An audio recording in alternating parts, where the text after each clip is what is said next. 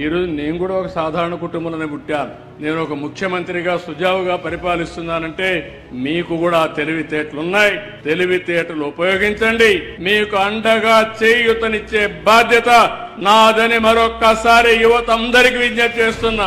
మీ ఆలోచన విధానంలో మార్పు రావాలి. నేను ఆ రోజు ఐటీ అన్నాను, ఉద్యోగాలు వస్తాయని చెప్పాను. తర్వాత అన్నాను ఐటీ వల్ల మీరు ఒక ఉద్యోగం కాదు ప్రోడక్ట్స్ తయారు చేయండి అన్నాను.